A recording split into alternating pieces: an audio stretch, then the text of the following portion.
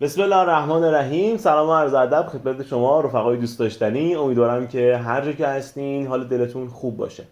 با فصل ششم در خدمت شما هستیم. سوالات امتحان نهایی فصل ششم کتاب ریاضی نهم رو می‌خوایم با هم دیگه حل بکنیم. فقط همین اول کار بهتون بگم که چون سوالات فصل 6 توی امتحان نهایی تعدادش زیادتره، ما مجبور شدیم که فصل 6 رو در دو قسمت خدمت شما تقدیم بکنیم. پس همین الان دعوت میکنم بعد از اینکه این ویدیو رو تماشا کردین ویدیو قسمت دوم رو هم ببینید.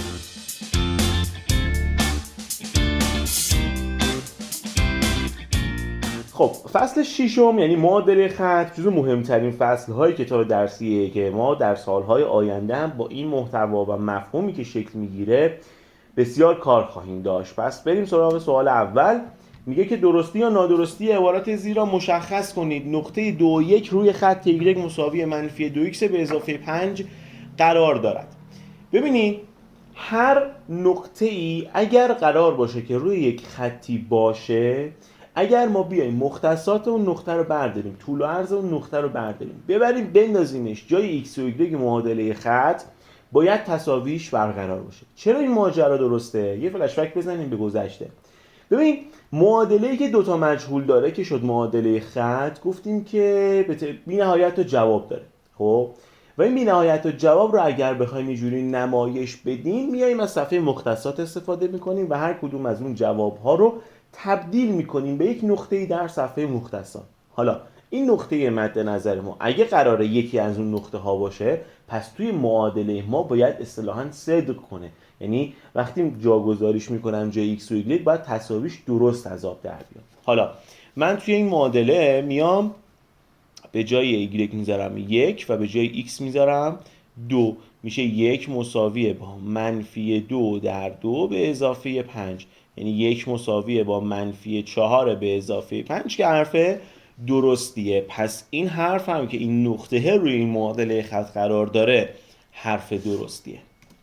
سوال 2. کدام نقطه روی خط y مساوی منفی 3x به اضافه 2 قرار دارد؟ همون ماجرا، فقط به صورت تستی بیان کرده. ما باید بیایم دونه دونه بررسی بکنیم. گزینه 1 رو قرار میدیم، میشه منفی 5 مساوی با منفی 3 در منفی 1 به اضافه 2. خب سمت راست تساوی ما الان میشه مثبت 3 به اضافه 2 میشه 5. آیا 5 مساوی منفی 5؟ نه، پس گزینه 1 غلطه. میریم گزینه 2. منفی 1 مساوی با منفی 3 در منفی 1 به اضافه 2. خب منفی 3 در منفی 1 به اضافه 2 رو همین الان حساب کردیم که میشد 5. پس این هم حرف غلطی است. گزینه 3 و 4 نگاه بکنین، جفتشون ورودیشون یا ایکسشون یکه. خب من میتونم بیام بگم که آقا y رو مساویه با منفی 3 در 1 قرار میدم به اضافه 2. ببینم مثلا چند میشه. خب منفی 3 در 1 میشه منفی 3 به اضافه 2 میشه منفی 1. پس y هم مساویه با منفی 1. پس نقطه 1 و منفی 1 یعنی گزینه 3 روی این خط قرار داره. بریم سوال 3. خط y مساوی 2/3 x منهای 1 را رسم کنیم. ببینید ما برای رسم یک خط به دو تا نقطه نیاز داریم. خب بهترین نقاطی که میتونیم اختیار بکنیم برای رسم خط محل برخورد خط با محورهای مختصات. چرا؟ چون اونا نقاط مهمی ان برامون. محل برخورد خط با محور مختصات رو چجوری به دست میاریم؟ یه بار x مساوی 0 قرار میدیم و y که به دست میاد میشه محل برخورد خطمون با محور y ها. یه بار y مساوی 0 قرار میدیم، xی که به دست میاد میشه محل برخورد خطمون با محور x ها. اگر دوست نداشتیم هیچ اشکالی نداره که دو تا نقطه دیگر رو در نظر بگیریم و پیداشون بکنیم و به هم دیگه وصل بکنیم. فقط توی این عدد گذاشتنه درسته که ما اختیار داریم، اما میتونیم یه ذره هوشمند عمل بکنیم. یعنی چی؟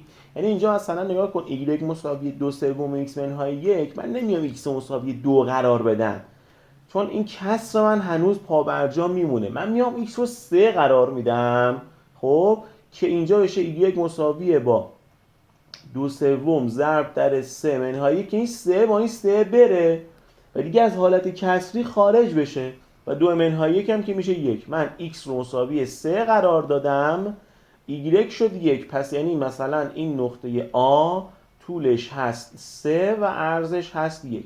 خب یه بارم x مساوی 0 قرار میدم، y میشه -1. پس مثلا نقطه B هم میشه نقطه 0 و -1. حالا 3 و 1 میشه اینجا این نقطه A، نقطه B هم میشه اینجا به این صورت. قبوله؟ حالا من باید اینا رو هم دیگه وصل بکنم. خودم رو آدم حرفه‌ای نشون خواهم داد اگر وقتی دارم این دو تا نقطه رو به هم وصل میکنم خیلی حواسمو بدم و از نقطه درستی ردش بکنم و اصلا این نقطه رو هم بیان بکنم. به خاطر همین گفتم محل برخورد خطمون با محورهای مختصات نقطه مهمیه. از قرار معلوم و با توجه به حالا رابطه‌ای که ما داریم، اگر ما x رو 3/2 قرار بدیم y ما میشه 0. پس این نقطه 3/2. خلاصه خطمون رو رسم کردیم. بریم سوال 4. دوباره همین ماجراست. آقا گفته خط 2x منحایسه رو به روش دلخواه رسم کنید. روش دلخواه آقا مگه غیر از این روشی که الان گفتیم روش دیگری وجود دارد؟ بله وجود دارد. چجوریه؟ میگه آقا این y مساوی 2x منحایسه رو ببین، این y مساوی با 2x بوده که در مرحله بعدی تبدیل شده به y مساوی 2x منحایسه. یعنی اول شما میتونی خط y مساوی 2x رو در نظر بگیری به این صورت. حالا ما اینجا کمی خط کشیدن برامون سخت حقیقت با قلم نوری اینا، شما ببخشید. بعد اینو بیای 3 واحد بیاریش پایین، یعنی این نقطه‌ای که اینجا بوده میاد اینجا، این نقطه‌ای که اینجا بوده میاد اینجا و به همین ترتیب سایر نقاط همین بلا سرشون میاد. پس من میام به همین راحتی خطم رو به این صورت رسم میکنم. این شد خط y مساوی 2x منحایسه. آقا این y مساوی 2x چجوری رسم کردی؟ گفتم y مساوی 2x اولا از مبدأ باید بگذره، دوما وقتی یه واحد میرم سمت راست 2 واحد باید بیام بالا چون شیبش 2. به همین راحتی خطمون رسم شد. خط معادله y مساوی -2x به اضافه 1 رو در دستگاه رسم کنید. خب دوباره x رو میام 0 قرار میدم، y میشه 1. یه بارم y مساوی 0 قرار بدیم اینجا، چه اشکال داره؟ -2x به اضافه 1 مساوی 0 میشه. خب یک رو ببریم اونور میشه -2x مساوی با -1، x مساوی با 1/2 میشه. پس یه نقطه‌ای داریم 0 و 1، یک نقطه‌ای داریم 1/2 و 0. خب 0 و 1 اینجاست، 1/2 و 0 اینجاست. خب حالا من الان این دوتا رو هم وصل میکنم، اما برای امتدادش باید حواستون باشه. یعنی چه حواستون باشه؟ ببین الان هر 1/2 که من دارم میرم جلو یه دونه میام پایین. پس اگر یه دونه برم جلو باید 2 تا بیام پایین و این روند رو باید در ترسیم خطم در نظر داشته باشم. به این صورت عرض به حضور شما که خط ما رسم میشه. بریم سوال 6. کدام شکل میتواند نشان دهنده محل برخورد دو خط y مساوی -x به اضافه 2 و y مساوی x به اضافه 1 باشد؟ خب یه نکته خیلی مهمه بچه‌ها. ببین اگر خط من شیبش مثبت باشه، یعنی به ازای هر یک واحدی که داریم میریم جلو، داریم میریم به سمت راست، من دارم از دید شما میگم، داریم میریم به سمت راست، میریم بالا، درست؟ پس یه حالت اینطوری باید داشته باشه خط ما. عرضم به حضور شما که اگر خطمون ولی شیبش منفی باشه، به ازای هر یک واحدی که میریم جلو داریم میریم پایین، پس یعنی جهت خط من اینجوری میشه. بذار رو صفحه نشون بدم که راحت تر بشه. ما برای شیب‌های مثبت به این صورت خواهیم بود، شیب مثبت. چرا؟ چون به ازای هر یک واحدی که مثلا میریم جلو باید به ازای یعنی عدد مثبتی رو جابجا بشیم، یعنی بریم بالا. شیب منفی اما چی؟ باید به این صورت باشه، یعنی هر یک واحدی که میریم جلو به یک مقدار منفی جابجا بشیم که یعنی بیایم پایین. خب حالا الان ما یه شیب منفی داریم، یه شیب مثبت، پس یه حالت ضربدری باید داشته باشیم. پس یعنی گزینه 3 حذفه، گزینه 1 هم حذفه، چون هر دو تا خطی که در گزینه 1 برامون رسم کرده شیب مثبت داره. حالا نکته بعدی، اون خطی که شیب منفی داره عرض از مبدأ مثبت داره. الان در گزینه 2 نگاه کن، این خط منفی مونه، شیب منفی مونه، عرض از مبدأش هم مثبته. اون خطی که شیب مثبت داره هم، یعنی این خطمون، این هم باید عرض از مبدأ مثبت داشته باشه که اینها بله. الان شرایط گزینه 2 تطابق داره با جواب ما. اما گزینه 4 چی؟ گزینه 4 مشکلش اینه که اون خطی که شیب مثبت داره عرض از مبدأش صفره. الان اگر در صورت سوال به جای y مساوی x به اضافه 1 میگفت y مساوی x و عرض از مبدأ نمیداد، اون موقع گزینه 4 حرف درستی میشد. بریم 7. معادله خطی را بنویسید که موازی محور ارزها باشد و از نقطه منفی 2 و 5 بگذرد. ببین اگه صفحه مختصات در نظر بگیریم، منفی 2 و 5 یه جای میشه مثلا اینجاها، درسته؟ این نقطه مد نظر ماست. حالا میگه موازی محور ارزها باشه این خط ما، یعنی به این صورت باشه.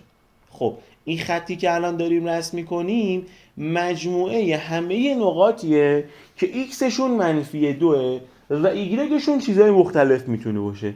پس من مینویسم x مساوی منفی 2. ببینید خطهایی که به صورت افقی یا عمودی رسم میشن دیگه x و y رو همزمان ندارن. خطهای عمودی یا خطهایی که موازی محور y ها هستن همشون به صورت x مساوی یه عددی هن. خطهای افقی یا خطهای موازی محور x ها همشون به صورت y مساوی یه عددی هستن. مثلا y مساوی 4، یعنی همه نقطه هایی که عرضشون 4 x رو چون اطلاعاتی نداریم ازش هر چی میخواد باشه یه بار 0 و 4، یه بار 2 و 4، یه بار 5 و 4، یه بار منفی رادیکال 2 و 4، همه چی. بعد همه نقاط رو اگر به هم وصل کنی اون خط افقی مد نظر به دست میاد. سوال 8. شیب به عرض از مبدأ 3y منهای 2x مساوی 6 را بیابید. ببین من میدونم که اگر معادله خط من استاندارد باشه، یعنی به این صورت باشه، y مساوی ax به اضافه b باشه، ضریب x برای من میشه شیب اون عدد خالی اون انتها یا b میشه عرض از مبدأ. ولی مشکلی که الان دارم اینه که این خطی که الان معادل خطی که هون داده استاندارد نیست. خب کاری نداره، میریم با هم استانداردش میکنیم. 3y منهای 2x مساوی 6. بعد یه کاری بکنم که y یه طرف معادله باشه و تنها باشه، یعنی ضریبش مثبت 1 باشه. خب 2x رو میفرستم اون ور، میشه 3y مساویه با 2x به اضافه 6. این فرستادن اونورم گفتم بارها دیگه، یعنی انگار دو طرف رو داری به اضافه 2x میکنی. خب حالا این 3 ضریب y مزاحمه، کل معادلمون رو تقسیم بر 3 میکنیم. سمت چپ میشه y، سمت راست کل معادله وقتی تقسیم بر 3 بشه میشه 2/3 x به اضافه 6/3 که 6/3 میشه همون 2. حالا میفهمم شیبم بوده 2/3، عرض از مبدأ هم بوده مثبت 2. سوال 9. عرض از مبدأ خط به معادله 2y مساوی 6x به اضافه 4 رو پیدا بکنید. اگه کسی حواسش نباشه میگه این 4 عرض از مبدأشه، ولی معادله خط اون بچه‌ها استاندارد نیست، باید تقسیم بر 2 داشته باشیم براش. تقسیم بر 2 میکنیم میشه y مساویه با 3x به اضافه 2 و حالا عرض از مبدأش میشه 2. اگه شیبش هم میخواست میتونستیم بگیم که شیبش هم برابر با عدد 3 هست. بریم 10. عرض از مبدأ خط 3y مساوی 12x به اضافه 9 کدامه که از اعداد زیر است؟ خب کافیه که یه تقسیم بر 3 داشته باشیم که معادله خطمون استاندارد بشه، میشه y مساوی با 4x به اضافه 3 و خب طبیعتاً عرض از مبدأ ما میشه 3، یعنی گزینه 3. و سوال آخر قسمت اول، عبارت مناسب را از داخل پرانتز انتخاب کنید. شیب خط 2y به اضافه 8x مساوی منفی 10 برابر با چنده؟ استاندارد کنیم، میشه 2y مساوی با 8x بره اونور، میشه منفی 8x منهای 10. یه تقسیم بر 2 لازم داریم که ضریب y بشه مثبت 1، میشه y مساوی با منفی 4x منهای 5. خب الان واضح و مبرهنه که شیب خط ما میشه -4. همونطور که ابتدای ویدیو خدمتتون عرض کردم، با توجه به اینکه از فصل 6 تعداد سوالات زیادی توی امتحان نهایی میاد، ما مجبور شدیم که سوالات فصل 6 رو در 2 قسمت خدمت شما ارائه بکنیم. مقدمات اولیه و شیب و عرض از مبدأ رو توی این قسمت خدمتتون گفتیم. سوالاتی که از دستگاه دو معادل دو مجهول و همچنین نوشتن معادله خط در امتحان نهایی اومده رو در قسمت بعدی حل کردیم. یه نکته هم همین الان بگم که ما همیشه در همه استان‌ها در سالهای گذشته حتما یه سوال نوشتن معادله خط داشتیم و یک سوال دستگاه دو معادله دو مجهول داشتیم. یعنی سوال 100% امتحان نهایی شما خواهد بود. پس حتما قسمت دوم از فصل 6 رو ببینید. مثل همیشه خیلی مخلصیم، دوستتون دارم. یا علی مدد. خداحافظ.